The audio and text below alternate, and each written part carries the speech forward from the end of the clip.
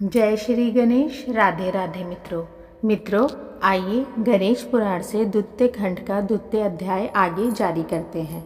अध्याय का विषय है परास्त होकर शिवगणों का भागना।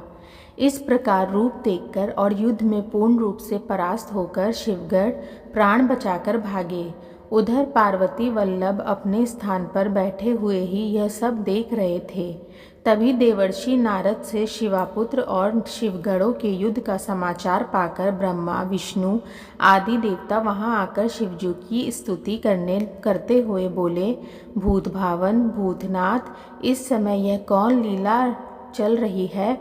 यदि हमारे करने योग्य कोई कार्य हो तो आज्ञा दीजिए। शिवजी बोले, क्या कहूँ? मेरे भवन के द्वार पर छड़ी हाथ में लिए एक बालक मार्ग रोके हुए स्थित है। वह मुझे घर में नहीं घुसने देता। उसके प्रहारों से पीड़ित हुए मेरे सभी पार्षद और गण वहां से भाग खड़े हुए हैं। उनमें से अनेक के अंग भंग हो गए, अनेक वहीं गिरकर ढेर हो गए तथा अनेकों के शरीर से रक्त प्रवाहित हो रहा है। अब आप लोग स्वयं सोचिए कि इस स्थिति में क्या कर्तव्य हो सकता है।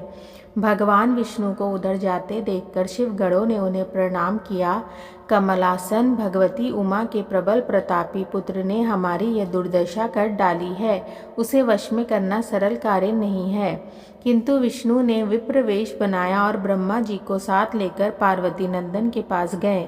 उन्हें देखते ही गणपति ने अपनी छड़ी उठा ली तो भगवान विष्णु बोले, मैं तो शांत ब्राह्मण हूँ, मेरे पास कोई शस्त्र नहीं है।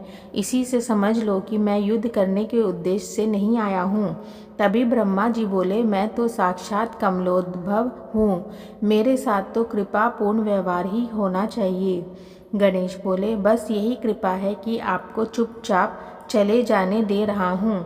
आप शांति प्रिय लोग इस समय बने हुए इस रण क्षेत्र से तुरंत चले जाए और ब्रह्मा विष्णु चुपचाप वहाँ से हट जाए। तभी गणों ने भगवान शंकर के चरणों में प्रणाम कर निवेदन किया, प्रभु वह बालक तो हमें प्रलयग्नि के समान भस्म करने को तत्पर प्रतीत होता है। उससे युद्ध करना कोई सरल कार्य नहीं है। शिवजी के नेत्र लाल हो गए।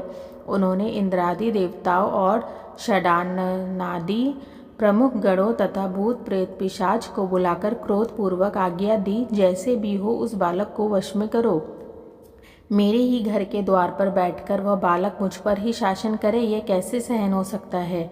शिवजी को आदेश मिलते ही समस्त देवता, वीरवर, कार्तिकेय, सभी शिवगण और भूत प्रेत पिशाच आदि ने विभिन्न प्रकार के तीक्ष्ण शस्त्रास्त्र हाथों में लिए और पार्वती नंदन के पास जाकर उन्हें घेर लिया। उनके चारों ओर दुर्धर्ष दिव्यकर्मा देवगण और अन्य पराक्रमी वीर खड़े थे। गणपति उनके मध्य में अकेले थे, किंतु वे उस महाशक्ति के पुत्र थे जिसकी समता अन्य कोई शक्ति कर नहीं सकती थी। चारों ओर एक साथ होने वाले प्रहार से भी विचलित नहीं हुए। उन्होंने शत्रुओं के सभी प्रहारों को देखते देखते निष्फल कर दिया। कोई भी आयुध उनका कुछ भी बिगाड़ने में सफल नहीं था।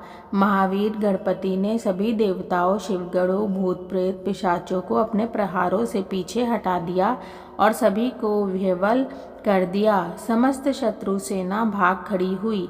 उनकी वही दशा हुई जो पहले भेजे हुए शिवगणों की हुई थी। गणेश जी जिधर भी प्रहार कर बैठते उधर ही काई सी फट जाती, उधर ही रक्त की नदी सी बहने लगती, उधर ही कटे अंग के ढेर सारे रक्त की धार में बहते हुए अवयव दिखाई देने लगते। देवराज इंद्र का वज्र व्यर्थ हो गया। तारकासुर का वध करने वाले कार्तिकेय के आयुध निष्फल हो चुके। अकेले बालक ने ऐसा भीषण संहार कर डाला, यह एक अनहोनी घटना थी। सभी देवगणादि आश्चर्यचकित हो गए थे।